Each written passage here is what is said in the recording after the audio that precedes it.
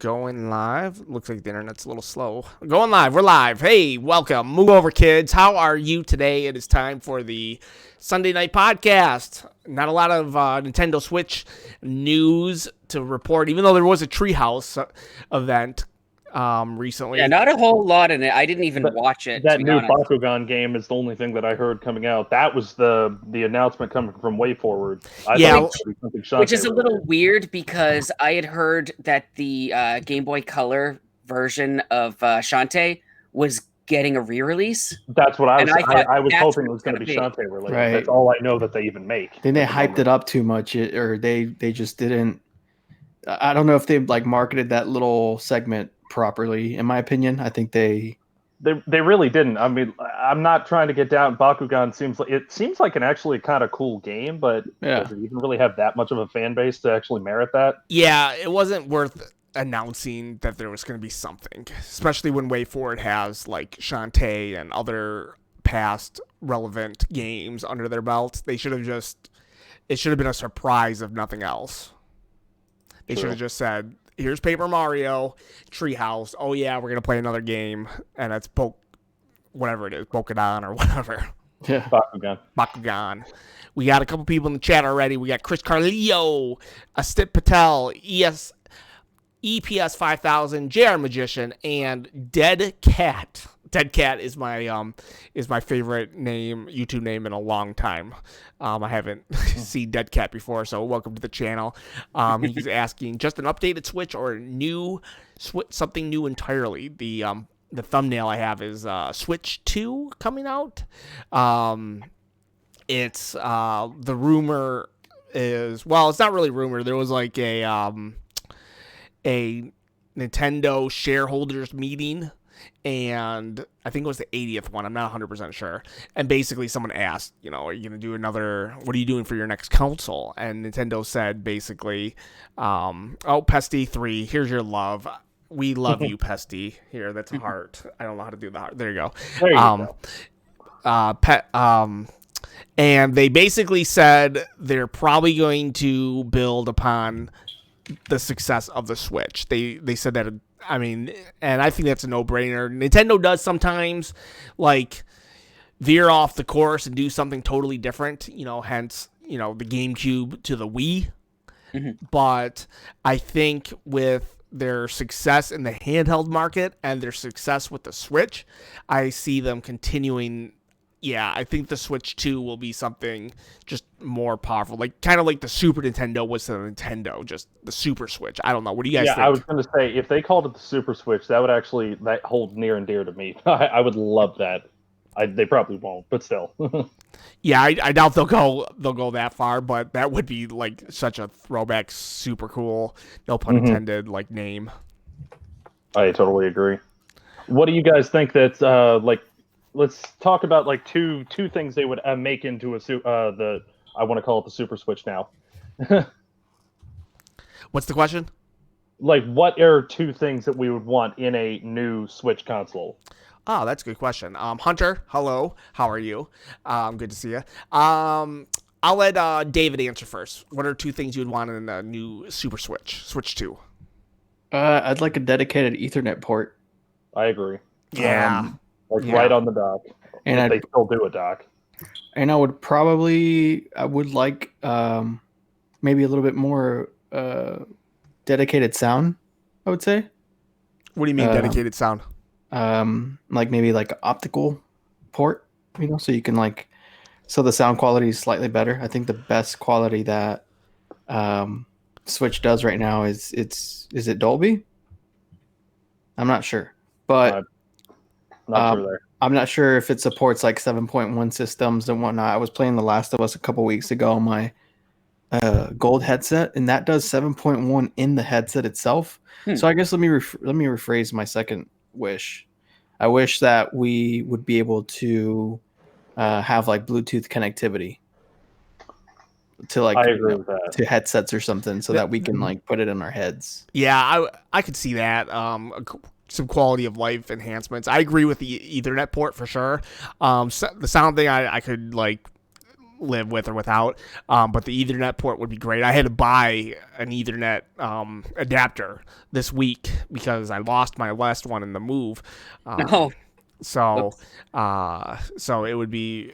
I would definitely enjoy that, and it seems like Nintendo is like always far behind the wheel when it comes to online. People in the chat are saying, well, first off, Terry Severston says Nintendo's already said that they want to extend the life cycle of the Switch to like 7 years. A while back there was like 10 years, but I think 7 years is a pretty long life for a console. JR Magician says, what about the Switch U? Well, how about you guys? Switch U? Anyone? Super Switch or Switch U? What's your vote? Super Switch got me going. It's all that's where it needs to be. Pesty wants achievements. Destiny Little wants the ability to change the theme in the home screen. I'm surprised we don't have that. Yeah, they've been like, it's been hinted or like rumored to have come out since like almost the beginning. I'm surprised we don't have that yet. Yeah, and let us use our coins to buy themes and additional icons and stuff. Then that's what they should be doing, not this spend 10 gold coins and get the ability to download this picture that you can print out. Yeah, Nintendo could easily just make it money too. It's $1 for throw up 10 Breath of the Wild themes, and I'll probably buy them all. They had that badge arcade thing on the 3DS, and that was really cool. They knocked that down too. It was gone. It was an interesting little way to get like cool icons and stuff, and you could build on your own theme. It was really neat. Fun. It was a fun game to play. Mm-hmm. Looks like everybody is. Destiny, it looks like you got the winner. A lot of people are saying that they agree with the themes. Hunter and Chris. Calf Man is in. Calf.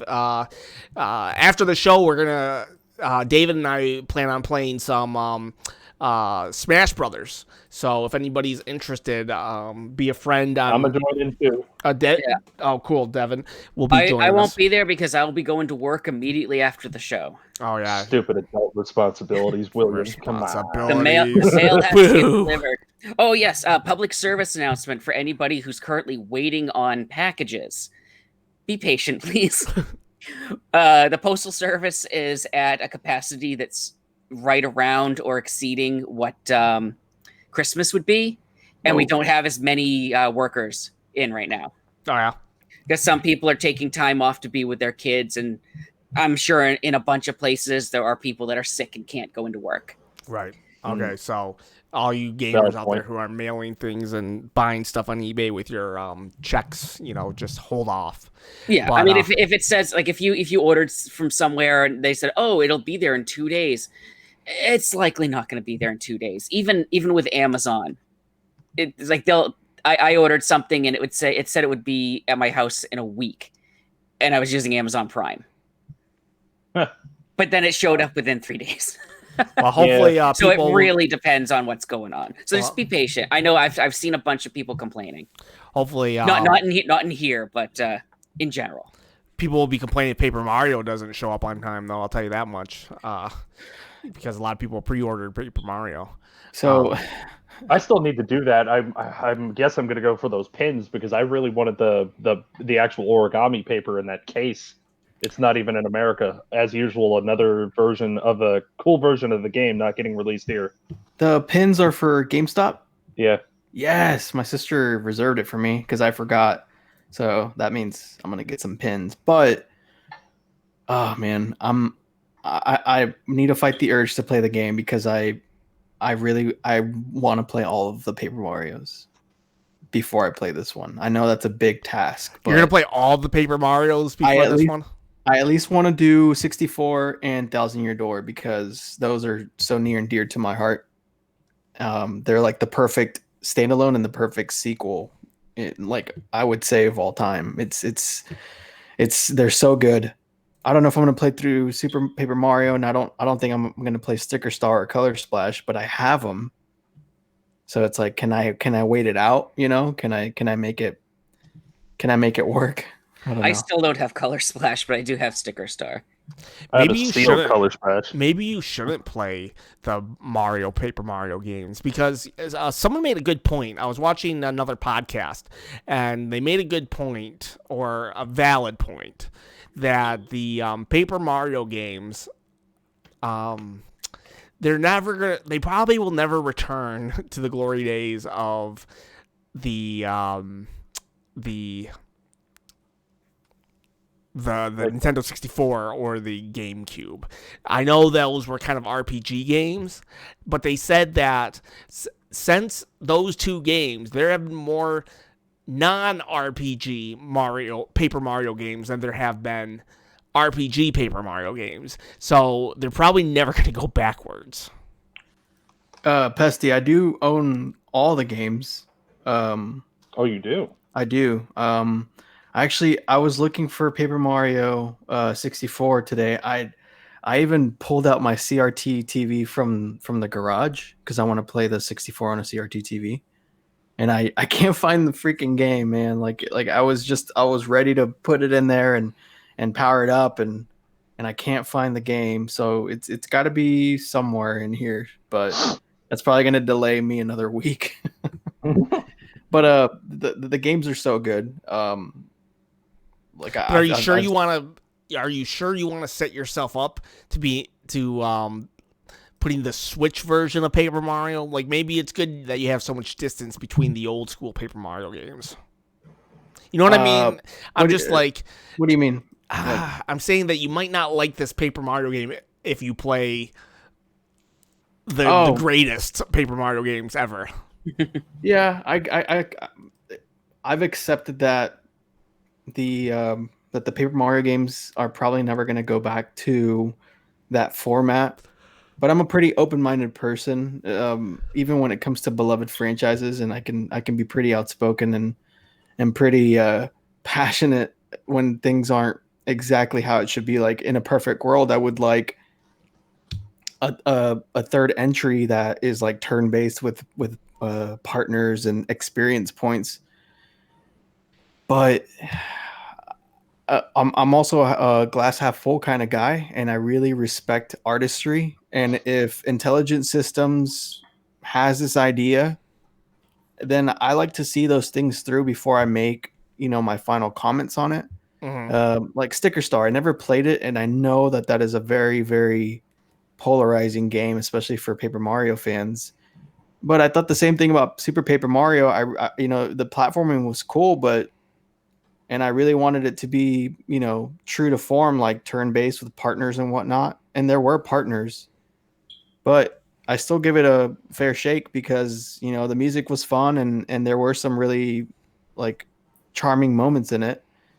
But I kind of go in with it understanding that it's not going to really touch the heydays of 64 and Thousand Year Door. Super Paper Mario was the one on the Wii, right? Right. Yeah, that's actually my favorite one, to be honest. Yeah, it's a good one. It's a good one for sure. I'm pretty sure I've got that one in the collection. Let me take a look. That's crazy. I think I actually might have a second copy because I bought another. Wait, I have a second copy of Kirby's Epic Yarn. That's the one. I was looking at my Wii games a little bit ago. Pesty brings up that Paper Mario is now over $120. Yeah, I just looked. Yeah, that's crazy. Is. The GameCube games are like just off the charts right now. Yeah, Devin, I have a copy of it. Okay.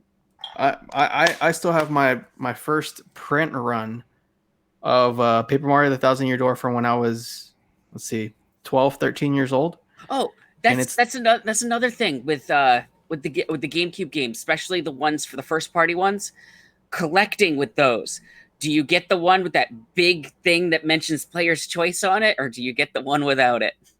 And there's actually 3 variants. Well, I was actually about to say that next is that the 2 most common ones that I see is obviously the one with the big player's choice yellow bar up top.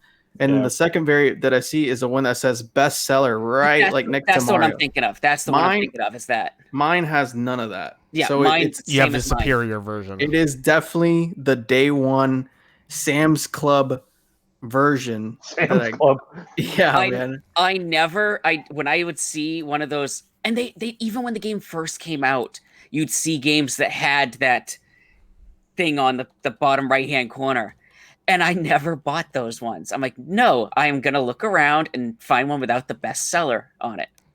I usually, at that point, I wasn't collecting games to collect them. Like, I would just buy games and play them. And, like, I would, like, when I was done with the game, I would pretty much not care what happened to it. So, like, I didn't really care if I bought, like, Player's Choice or whatever. Now I do. Now I definitely don't want that glaring yellow, you know, Player's Choice, best whatever. But I'm looking at the list. I'm looking at on eBay sold auctions, and the ones that tend to sell for the most money are the ones like what David and I have. Yep. Oh yeah, Black Label always sells Black Label non-bestseller tag version. So I've only got one Player's Choice in my collection, and that's because when I bought it, they switched the cases out on me, and I didn't go back and say, hey, I wanted the other case. No. And that's my Luigi's Mansion. But somebody found me a copy that didn't have that on it. So I think I actually got that other one out of my collection. And I know a lot of people won't consider this a Paper Mario game, but this is actually a really fun game. I really like it has... I like how it's kind of a no-brainer how the Mario Luigi series mixed with the Paper Mario series. I don't know if I picked that one up. It's fun. It's got some funny. The Paper Mario Luigi series always has like really good writing. I know that sounds kind of odd, but it really does have good writing. The jokes, the localization for the games it's top notch. Even back then in the N64 days with Paper Mario. I mean, I was in 3rd grade, and I feel like my humor level was above my age range, and I could tell witty comments from others. You know, I could distinct like different types of humor. You know, like kids my age were probably very used to slapstick, Tom and Jerry type of humor, but I mean, it taught me how to read more. Efficiently, I think, even as like English being my second language, were these games that had a lot of text in it. Like I learned how to read by playing Ocarina of Time, and so I've always really appreciated that. And I know Color Splash, the last entry, was met with mixed reviews, but one thing, it's like Sonic games. One thing that is definitely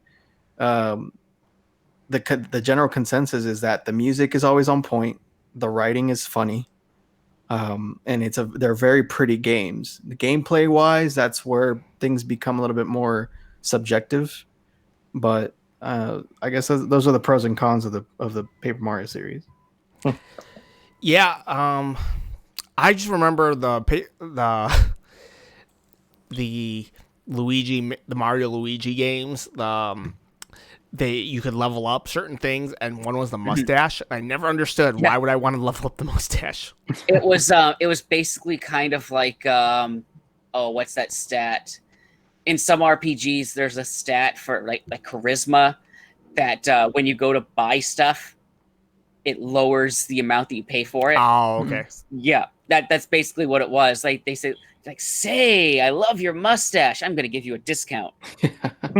I do remember that upgrading that. I never upgraded the stash because I was like, well, that's not power. That's not defense. Like, what do I need that for? I just never understood it. I was like, why am I did it a couple times. I'm like, why am I doing this? But like that's why. So you can buy stuff cheaper. It's like your mojo meter or something, right? Like your swag meter. Yeah, charisma. That's I just looked for the DS. I've got Bowser's Inside Story and Partners in Time. Yeah, Bowser's Inside Story is the only one I've actually played. I need to get the new one that has the additional content with Bowser Jr.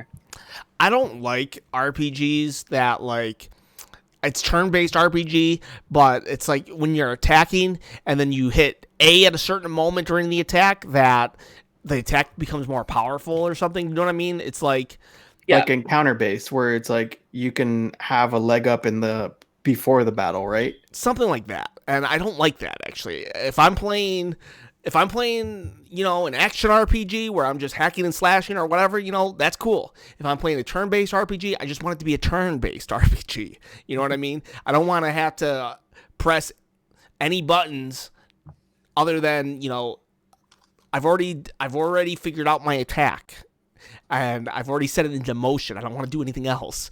That's only when it comes to turn-based, though. I actually other than Fire Emblem series, I prefer usually action RPGs or stuff like Zelda. Even though I know a lot of people don't consider Zelda an RPG. It can, well, depending on which one you're playing. I mean, the second one can be considered an RPG of sorts because you are leveling up in it. Yeah. Good point. Devin, do you consider Zelda an RPG? Well, at times, yeah, and then sometimes no. What would Breath of the Wild be? I don't even know. I don't know what I've always been bad at the game genres and like describing certain ones. I've just never been something that I've been really good at. I'd almost say open world action RPG. Yeah, that's kind of what I would put it at. True. Okay, so kind of, point.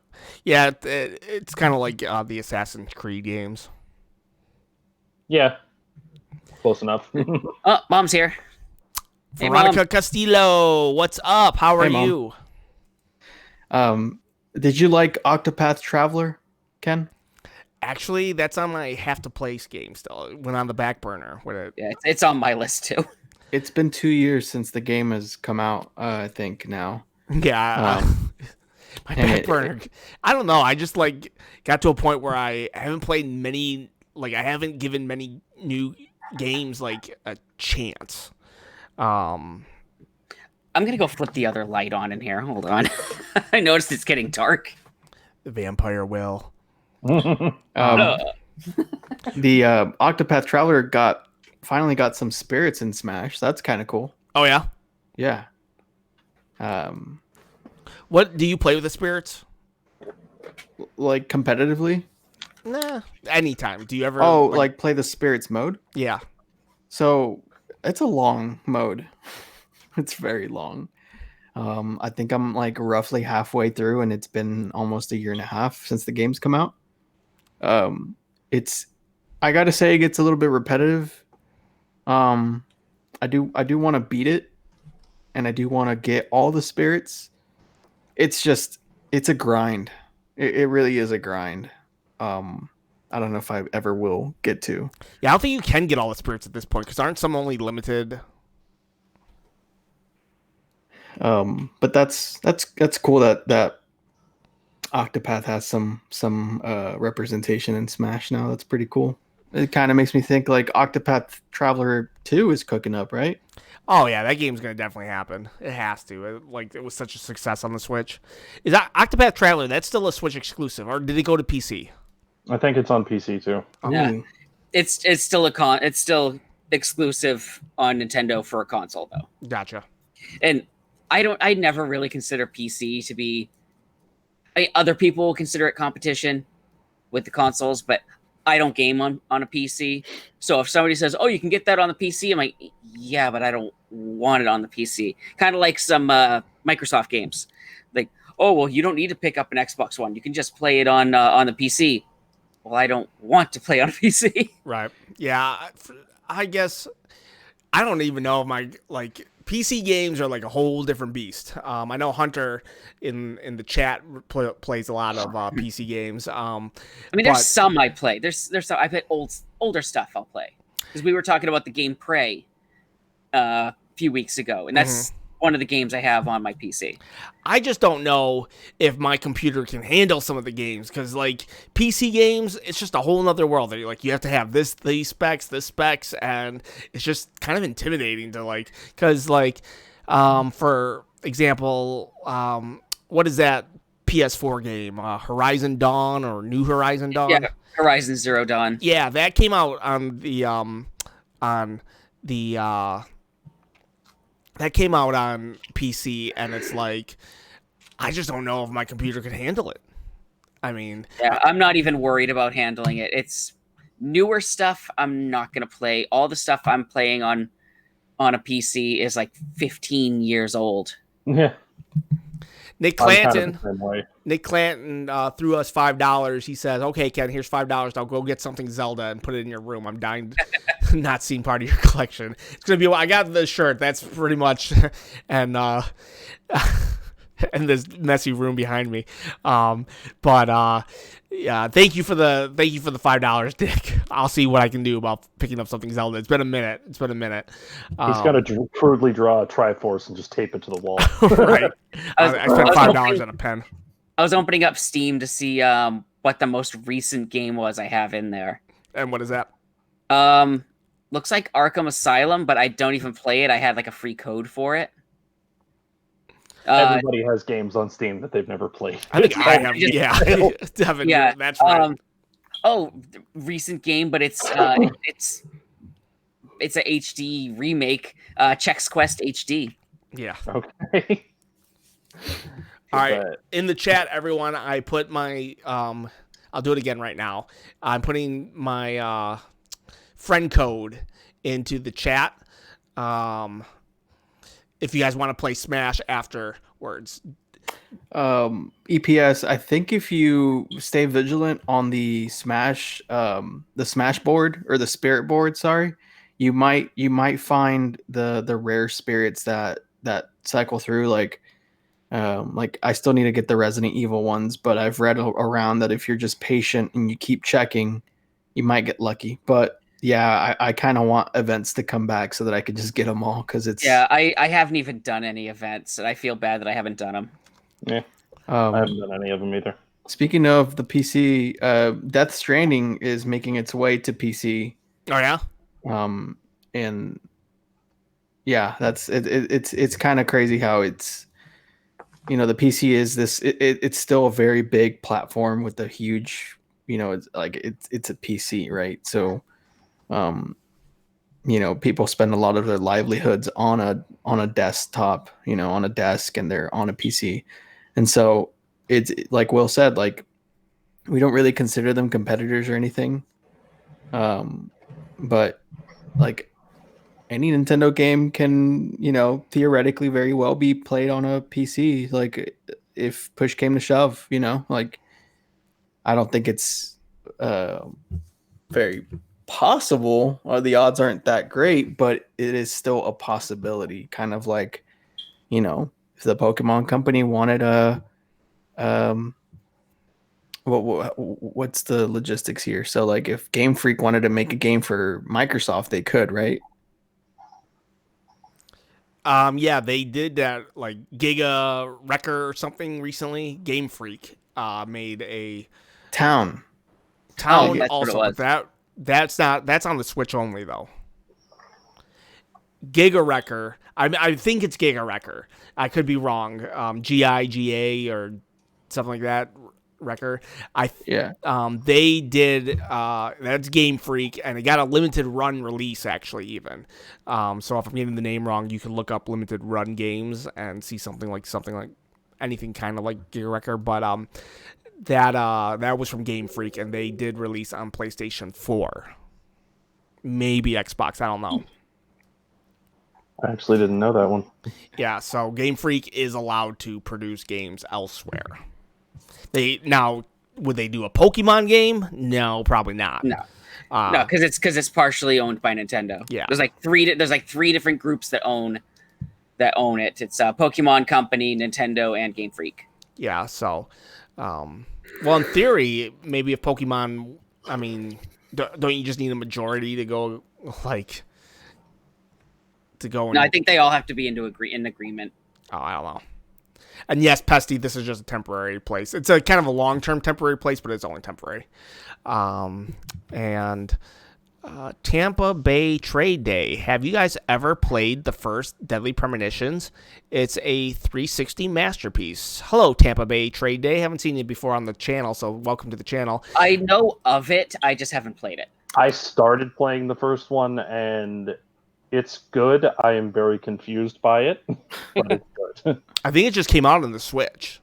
Well, yeah. The original Deadly Premonitions has been out for a while. Deadly Premonitions 2 just came out, I think, today or yesterday. Mm-hmm. What kind of game is it?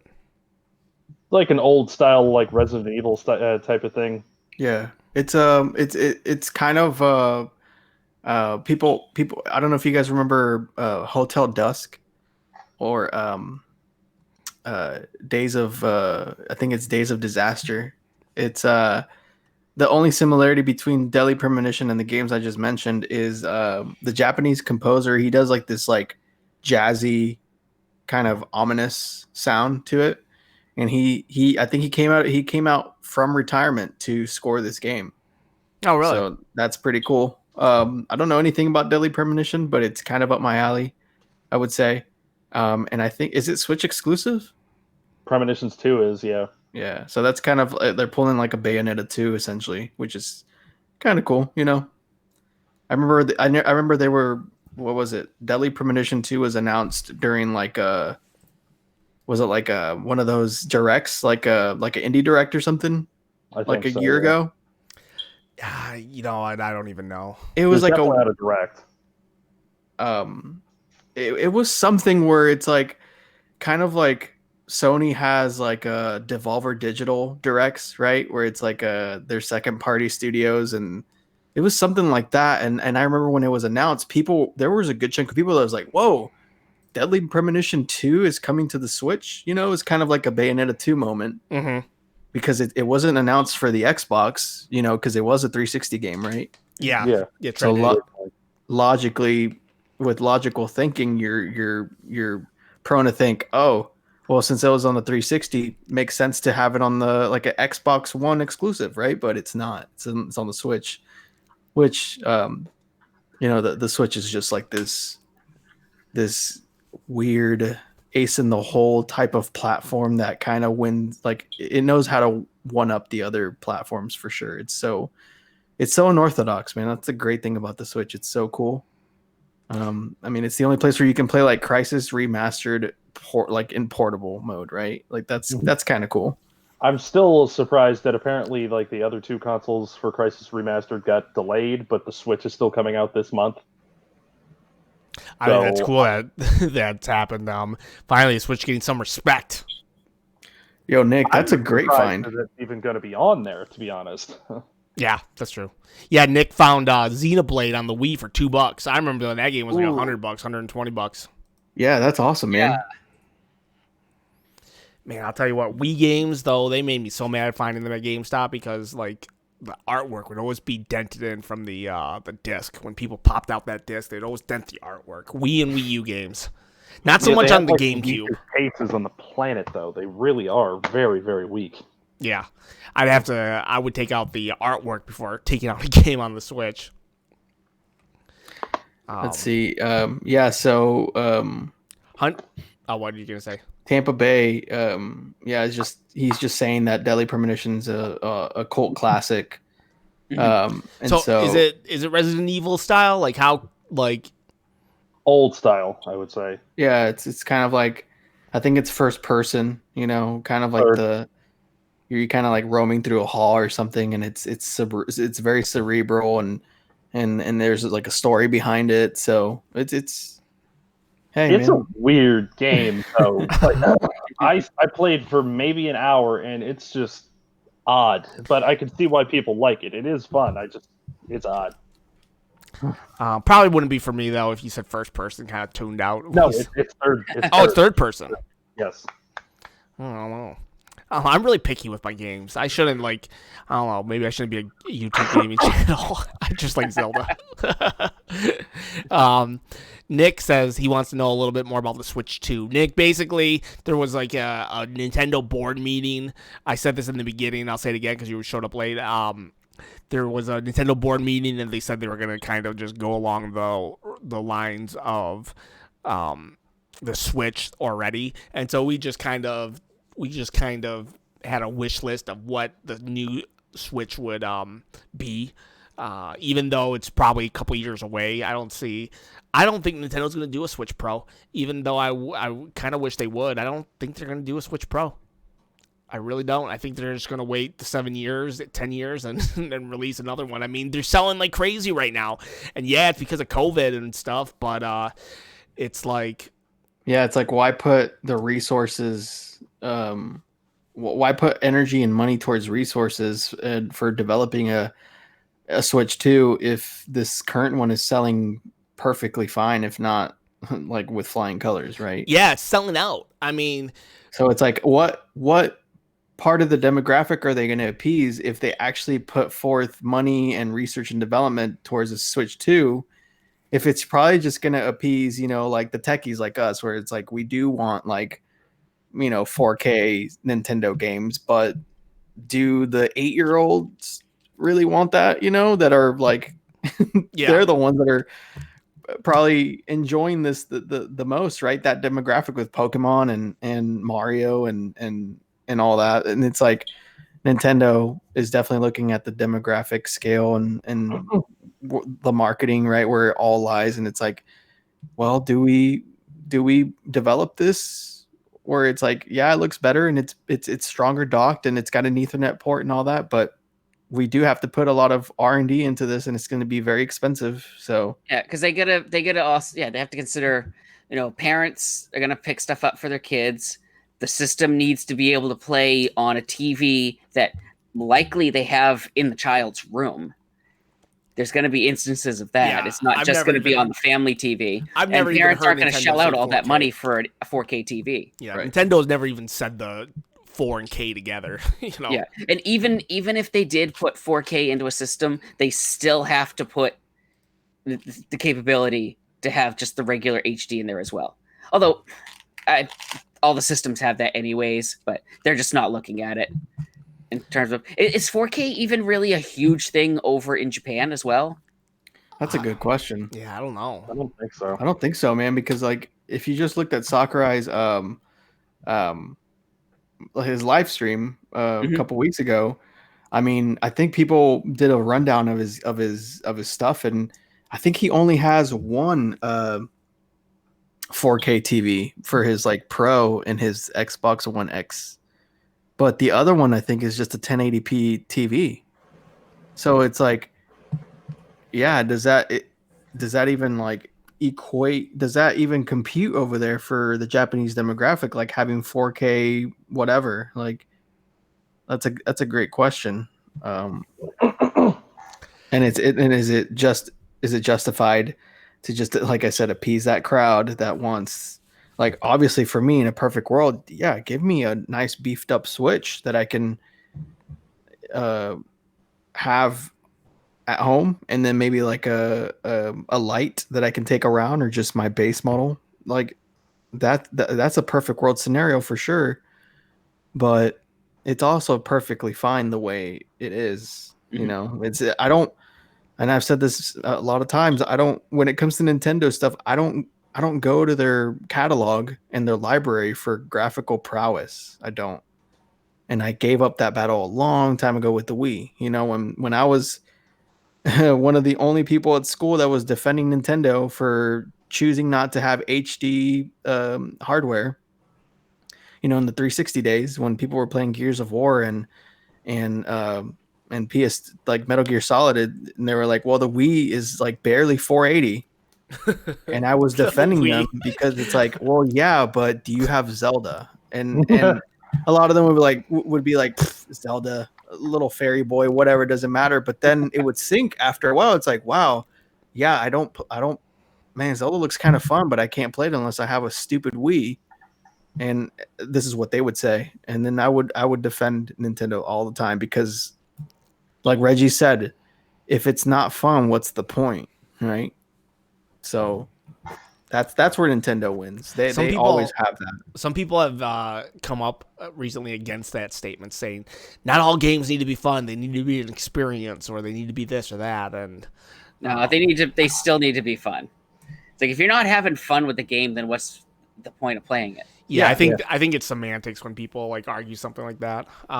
Hey, so Wet Bryce, I think that's how I pronounce it. He asked a question: hidden gems. First, he asked, "What do you think about YouTubers' hidden gems affecting video game prices?" That just, it is what it is. Unfortunately, I see like. So I don't know if they do it on purpose. Like I think some might do it on purpose. You think so? I think they do. Like that one dude. Yeah.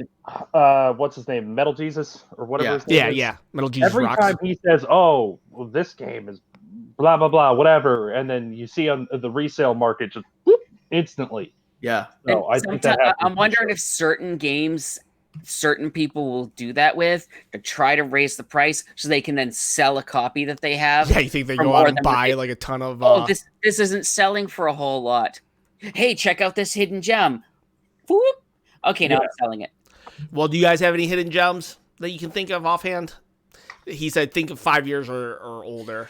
That's a good question, Wet. But in the last 5 years, I would say I was a snob for like first party or like really critically acclaimed stuff or stuff from studios that I knew would be good. But if you were to ask me, like, when I was a kid and I didn't have as many games at my disposal, any game, I would just get my hands on any game, whether it was good or bad. And that's where hidden gems came from. Like there was this game on the GameCube called Smashing Drive. And there's a game I just kind of got for my birthday. It was probably a bargain bin at that point in 2004. But it's like a mix between Crazy Taxi and like Burnout. It's like these really hefty taxi designs going through like New York City. But you could race with your buddies and you can like ram into each other as well. But that's a in my opinion, that's a hidden gem. It was really fun. It was kind of like in the GameCube days, you had these games that were like for some reason licensed games were really fun for the GameCube era, like the 007 game that came out. I forgot what it was called. Is it Night Under Fire or something like that? Yeah, something like that. And Agent Under Fire, something like that. I don't know. But And that was a really that was another awesome game. The Star Wars game. yeah, that was a really fun game, and it was just because the GameCube seemed super user friendly, and like these licensed games would come out and they were fun. It's not like a Wii these third party shovelware games that were like not fun at all. Like these games were something that would like keep your attention for a long time, and it didn't have to be Smash or Mario or Luigi's Mansion or anything. So I mean, now third-party games are like standalone. They're like first-party games now. Like, have you guys seen the new Far Cry trailer? I haven't. No, I know it came out, but I didn't watch it. I saw the guy from Breaking Bad is going to be the villain in it, which I'm actually excited for him. He was one of my favorite parts of that show. So Wet. Yeah, I'm glad you recognize it, man. But this is the one I'm talking about, Smashing Drive by Namco, and yeah, that's the only way I can describe it. Is Crazy Taxi meets Burnout. But it was so much fun, man. It's like you had to get to.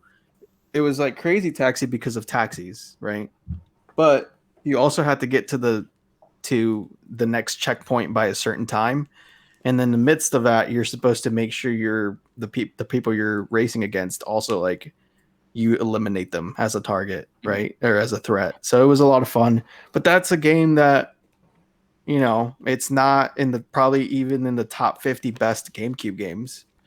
But it's definitely a hidden gem. Yeah, I don't think I've ever heard of it. The whole thing behind that, though, for me, is like saying something is a hidden gem is like subjective. One of my favorite PS1 games, and it's in the list of like worst games ever made, is Bubsy 3D, and that game is like trash to some people.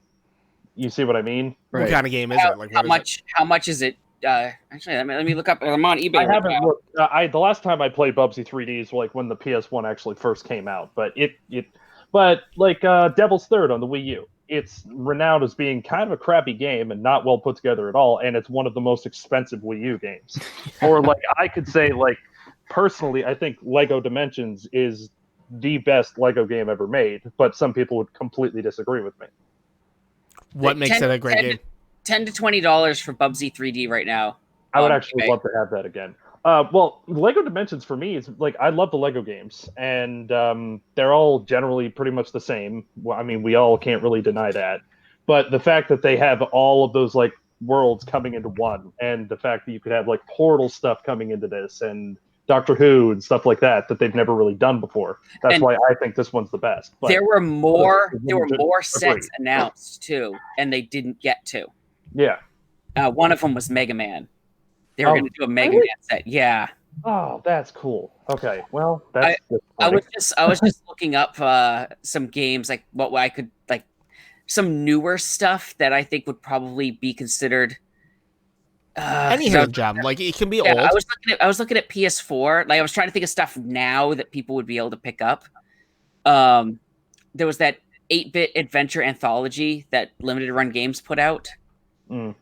But even like obscure stuff. You know, I would say a hidden gem. Like I guess it's not really that hidden. It's the Simpsons Bart's Nightmare on the Super Nintendo. Bart's Nightmare is the best. God, I love that game. Yeah, nobody ever talks about that game, and when it comes to the discussion of best video games, but to me, I remember playing that game, and it was just so cool. I really enjoyed it. So for me, a hidden gem would be Bart's Nightmare. Dude, Barto. Speaking of Bart, by the way, JR, yes, Lego City Undercover. It's like Grand Theft Auto and Legos. It's very. I would say that's definitely a Wii U hidden gem. Definitely, people should play that. It's on the Switch too, so if people want to just go right. Yeah. But Alberto, man, Devin, Condemned Bloodshot 2, man. Oh, God, that was actually one of my favorite horror games on the Xbox 360. Dude, it's so crazy that me and you know about that game. I would say that's a hidden survivor horror and just a hidden gem in general. Like that game, I think produced by Sega. I think it was not produced, published by Sega. Yeah, it's published by Sega. I'm pretty sure. And that game, man, I've played a lot of scary games, but this one, it's like you're just kind of looking in the corner, like, should I even approach whatever is over there? I don't know what that is, but I'm just gonna like it's a really chilling game. I have a thing to say about that because the Condemned 1, when the 360 first came out, is the reason why I'm actually scared of mannequins. and Doctor Who kind of backed that up again, but and then I never played the first Condemned though. That's the thing, is that was amazing games. Yeah, we're talking about the hidden gems things. You actually made me think of this. I never have heard another person talk about this game. It's The Suffering on the PS2. I've seen that game. I've never played it though. Never heard and of it. I've got a PS2 game on my list. I was grabbing a couple titles.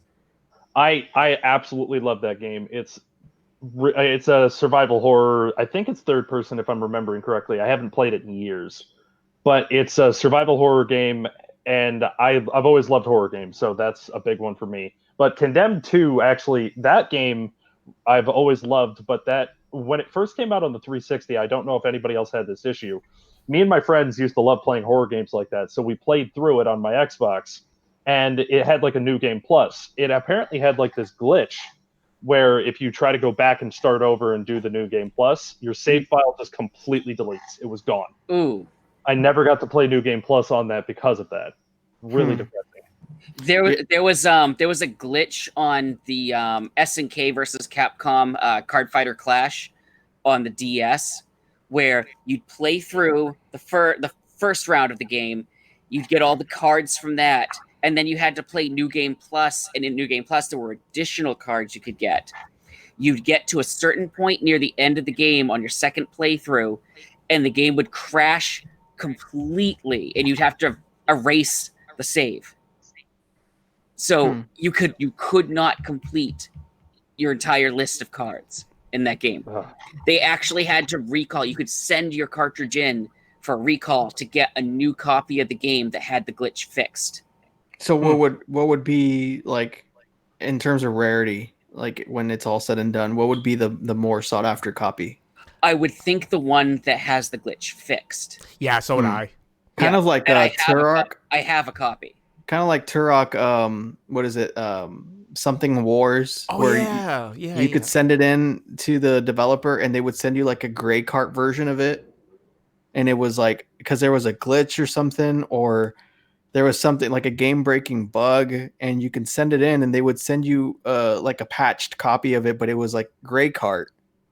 And so there was like this whole rarity thing to it because it's like, well, I have the original game that has it's like a black cart, but then if I sent it in and I got this gray cart version, and I don't know, you guys have to look it up. Something Wars. Yeah, I think it's Turok 2. I think it's Turok 2. I want to say the last one. Ken. Yeah, it's the last one. You're right. It's the last one. I want to say the fourth one. I thought it was only 3, but whatever.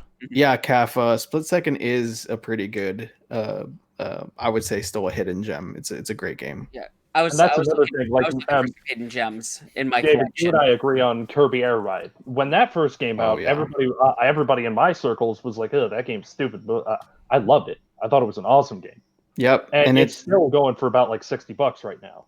I obviously, you guys know I'm a big Kirby biased fanboy, but even at the time, I mean, Kirby Air Ride, I would only hear about it from certain people, at school or whatever, that would play it and enjoyed the game, but it wasn't selling nearly as much for like a first party Nintendo title as it should have been. And it's still, when you look at all the Kirby games, it's criminally underrated. Like, oh, it is. Like IGN gave it like a 5 or something, and I know we talked about scores like a couple weeks ago, but that game is so much fun. There's a racing game, and there's also like an open world Destiny type of game where you can like you're just in this overworld, and events happen. Like Dinoblade will come in crashing down, and your buddies have to beat Dinoblade. And when you do, you get all this loot. So it's literally Destiny before Destiny was a thing. Imagine now if we had Kirby Air Ride 2 with an internet connection. Like the possibilities are endless. Like, I'm surprised we haven't gotten one yet. I know, and It's I probably think because the first one was so underrated. But I think it's kind of like Deadly Premonitions in a way where it's got a cult following. Mm-hmm. I love it. You love it. The hardcore Kirby fans probably all enjoy it. Hunter just bought another copy, he said, a few weeks ago. I would actually love to have that again. that I got that for my I don't have any of my GameCube games. I want to get that. I want to get Luigi's Mansion again. I got it for my 12th birthday, 2003. Man, that's it. The memories I have with this game are something else. But I'm so glad that I have a good chunk of my childhood collection. I don't have I mean, there's some in the N64 that I don't even want to talk about, like the original Paper Mario I had. I no longer have Smash Brothers. There's some heartbreaking stuff in there, but I'm still glad that I've retained a good chunk of it. I was going through my storage unit and found that I have a Japanese cart for the Smash Bros. The first one. The Japanese cart, or the artwork on the Japanese cart of N64 is way better than the artwork on the American version. It's like it's a comic on the cover of it. Yeah, I don't know. I disagree. I actually like the American version better. I don't know. Now it's weird in the American version. You Link is like almost not even on, like. Yeah, he's like cut off. Yeah, he's not even, he's barely even on the cover, and you can just show that Nintendo was and that's not the reason. I just find that humorous that at one point Nintendo didn't really like see Link as such a draw. Right. You know, I mean, even with Ocarina of Time coming out, and he was the marketing, man. It's crazy how the marketing has changed, and like even if you look at the design of Link, he looks like it's a very rudimentary design of him. It looks very cartoony. Mm-hmm. Yeah. It's not even like Ocarina of Time like promotional art style. It's like he looks like a stick figure. It's kind of cute and endearing, but it's a different time, man. Over 20 years ago now. So it's crazy how 20 years can change your marketing. Yeah, there's no way they would even think of leaving Link off the cover at this point. No, I mean, if you look at it now for Smash Ultimate, he's literally the first person you see on there next to Mario. It's like him and him back to back. Yeah, Ken, I dug out one of the games I thought would be considered a hidden gem, and I actually think it is because I looked up the price and it's going for $50 to $100 right now. Yeah, what is that? Mr. Mosquito. You know, I almost mentioned Mr. Mosquito. Yep. I've got my Mr. Mosquito. Have you ever played that game? I have. What's it like? It's rather interesting. You're flying around, you're trying to find the one key spot on the humans that are in the house. Like each level, there's a person in a room. You're trying to figure out where to get to suck the blood out of them. So maybe they're like laying on the floor or something, and the spot to get is like underneath them.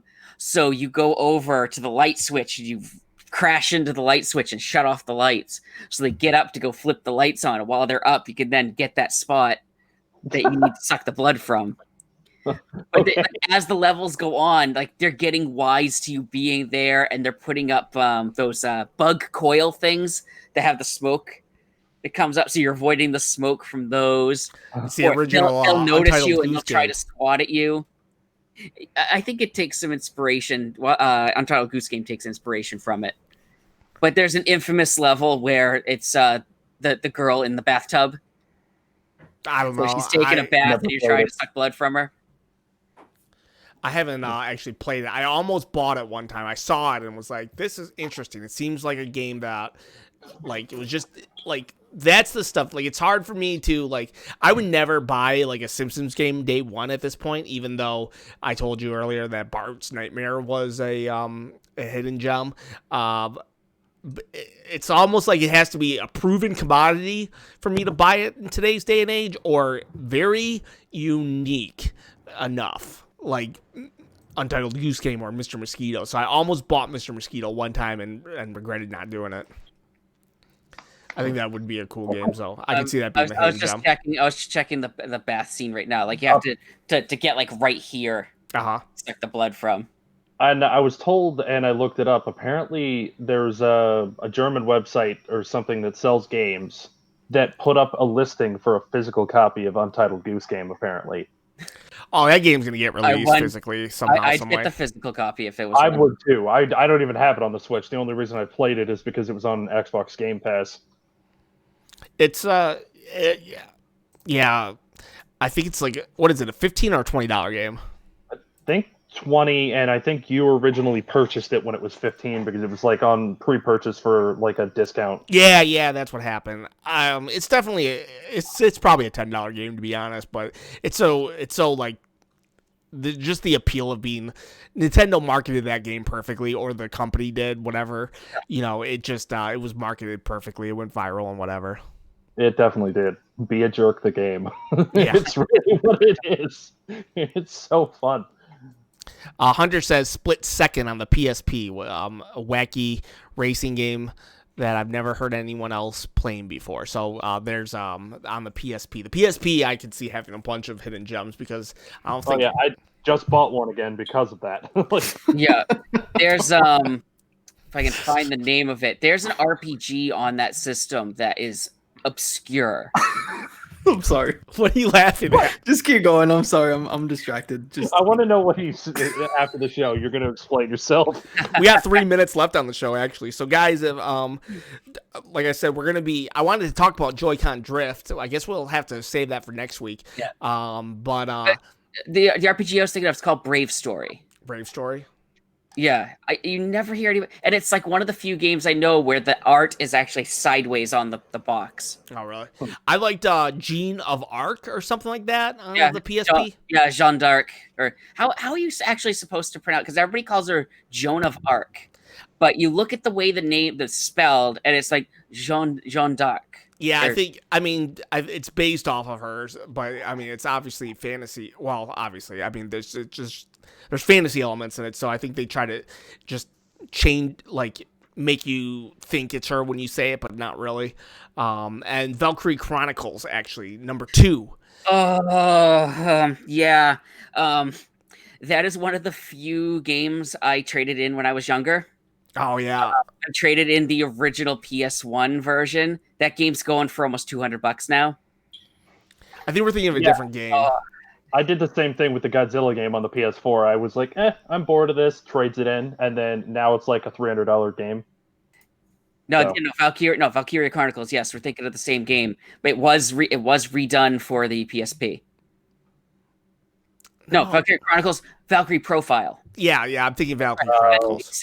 I'm mixing the Valks up. Yeah, I don't see them side by side.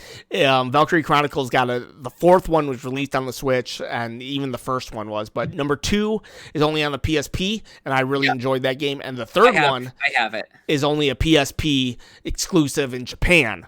So it's like a very weird series, and when you look at the timeline of it. But guys, we got about a minute left. I'm going to start if you're a friend of mine on the Switch, you can join join the battle. Give me a couple minutes to set it up because I have to I have to basically create an arena and have to set up my internet because I have to take it out of the computer and then plug it into the Switch. Hence, we wanted an Ethernet port on the next Switch. I'll label the arena Move Over Kids. If you don't know how to get to it, you just go on, boot up your Smash Brothers, go to online, and then join arena.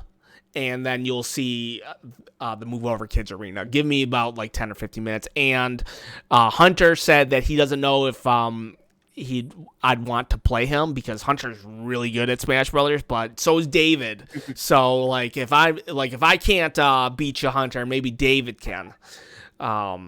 So, guys, thank you for joining us. It was great to have you guys here. Sid Patel, Hunter, Wet Bryce, great questions today. Calfman, I don't think we're going to be playing created stages. I'm going to just set it up really quick. I think David said something about created stages can cause lag. And we're going to try to we'll try it out. And if not next time, but if this goes well, Ken, maybe Friday Night Smash-ish could come back. Well, maybe. Right now, my Friday nights, my schedules vary. So, whatever night. But if there's a good turnout, we'll see. We'll see. I make no promises. But if you guys want to play Smash Brothers, William, I know you might have to leave right away. So if you have to go, I'm going to be heading to work. Okay, so but Devin, myself, David are gonna play. EPS 5000 said I'll be there. Calf will be there. I'll if I was home, I would join, but maybe next time. Okay, maybe next time. Yeah, maybe we can start doing something after the podcast, and if that picks up steam, who knows? Maybe we can get something going again. Guys, it's dangerous to go alone. Please share this podcast with a friend. It was great having you all here. Destiny Little, EPS 5000, all you guys, Alberto, you guys rock. We appreciate every single one of you joining us today. Veronica Castillo, the mom of the podcast. We love you all. And have a great night. And give me 5 or 10 minutes, and there'll be a Move Over Kids arena started in Smash Brothers. See you later. See you guys. Bye.